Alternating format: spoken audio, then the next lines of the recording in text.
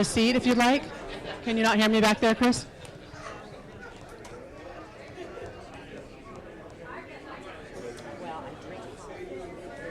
Can you hear a little better now in the back of the room? Okay. Thank you all. Good morning. Thank you for joining us for the 2009 swearing-in ceremony and organizational meeting of the Mendocino County Board of Supervisors. This morning we're going to start with the Pledge of Allegiance by special guests, administration of the oath of office by the newly elected board members, and then we'll ask you to join us for a reception in the hallway. We'll start with roll call. Supervisor Carrie Brown. Here. Supervisor John McCowan. Here. Supervisor John Pinches. Here. Supervisor Kendall Smith. Here. Supervisor David Colfax. Here. Thank you. And this morning we have special guests, family members, grandchildren of the board members who would like to ask us to lead us in the Pledge of Allegiance. We have Tyrell, Jacoby, Butters, and Miranda. And if you could all go ahead and step forward right here. That'll be just fine, Miranda, if you want to stand here with the boys. And let's go ahead and have you face the flag and lead us in the Pledge of Allegiance.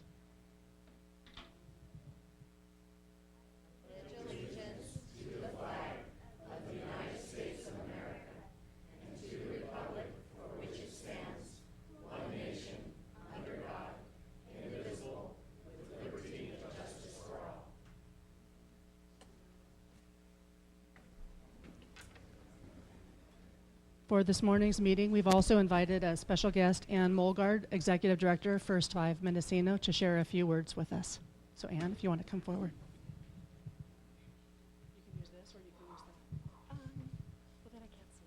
So I can use this one. Thanks. Good morning. So some of you may question why an early childhood specialist is brought in to help launch the new board year, but those of you who wonder have clearly never attended a Board of Supervisors meeting. That is not what I meant, because if you had attended a board meeting, you would know how important Mendocino County's youngest generation is to the board.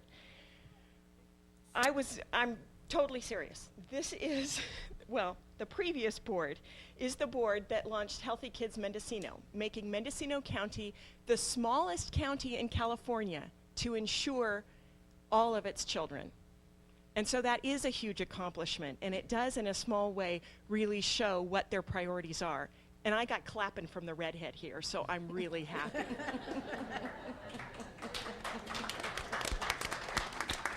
Whose is she? Is she yours? Mine. So children are our future. The test of morality is how we treat our children. If we don't stand for children, we don't stand for much. Blah, blah, blah, blah, blah, blah, blah, blah, blah, blah. So those of you who know me know that I absolutely hate those kind of platitudes. So we're not going to be talking about that. But there are more than a few analogies between good leadership and good parenting. Parents lead their families, and supervisors lead their communities. Good parents and good leaders are honest about their situation. Whether it's your family budget or your county budget, they tell it like it is. And they don't try trickery to fool it, and they don't go on long, expensive vacations to avoid the problems. They understand cause and effect. Grown-ups know and teach their children that if you grow pot instead of going to college, eventually you'll lose. You'll serve prison time, you'll get shot, or you need health insurance that you forgot to buy when you had all that cash.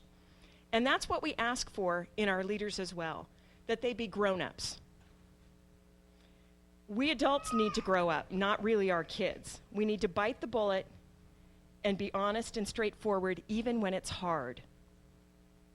Children will grow up in their own due time, and we don't want to rush you. Because if we act as grown-ups, you can be kids for as long as you need to be kids. Good leader grown-ups realize that they don't have all the answers. They know how to elicit the ideas and the energy that surround them. You've got a packed room, and believe me, there are a lot of ideas and energy out here too, on this side of the dais. Grown-up leaders keep their ego in check and ask for help, just like grown-up parents do. They ask for help when they realize they've come to a hard time, as all of us as parents do, whether it be at terrible twos or pre-adolescence, or you just wish they were already out of the house because they're 17 and they really need to be out of the house before you strangle them. So if it takes a village to back up parents, it takes involved citizenry to back you all up. And I hope that you remember that we really are out here. We do want to be involved, except for the very few who moved here in order to get away from it all and not be seen by anybody. The rest of us are here because we want to be here, and we believe in giving and taking and receiving from our community. And just like children like to help, have you ever been fixing the car or washing something, and all of a sudden you realize that the little kid is there fixing the car or making your job twice as long as the case may be?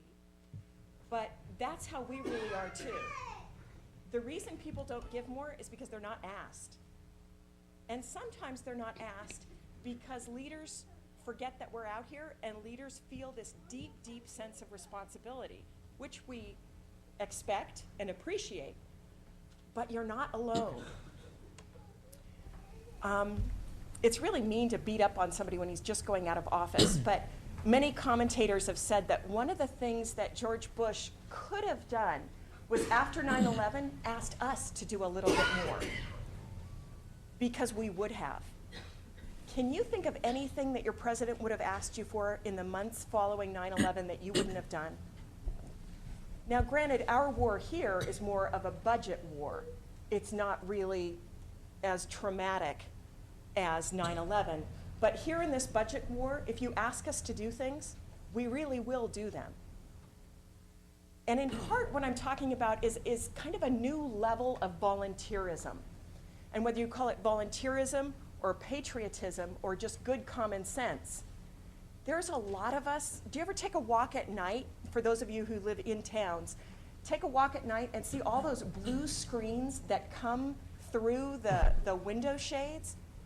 And I think 80% of people are watching TV at night. If we took 1 hour of what they were doing and instead planted a victory garden. At our last First Five meeting, Diane Pauley was talking about the victory gardens, and some of us are too young to know about them. But during both World Wars, we were asked, all Allied countries were asked to plant whatever land was there, because there were so many resources going to the war effort that there simply wasn't enough food. I don't think this is working, so I'll just put it down. Is it?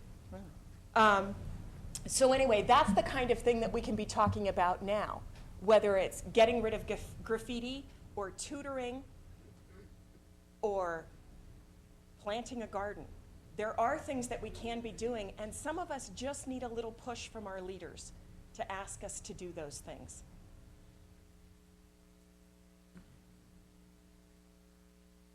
So I know that your list of priorities is long, and I hope that you don't feel too much pressure in this position. Parents also feel sometimes insecure and stressed, and a stressed out parent can really screw up their own children's future. You, on the other hand, have the opportunity to screw 90,000 of us up all at once. But we who are gathered here do have confidence in you, and we have confidence in our county, in our community, and in this land. Many parents, just a little tip here, many parents give timeouts in order to break a cycle of behavior and then help the child to refocus. Even better parents realize that giving themselves a timeout is even more important. You take a breath outside before you say that truly nasty, destructive thing that you're going to regret for years to your child. And in heated policy negotiation, timeouts are also completely appropriate and useful. Here in the boardroom, though, we might not call it a timeout. I don't know. What would we call it? Maybe the 5:30 rule? Nobody's packing over there, are they? So Christy's going to start to get me with that red light, and it's about to come on.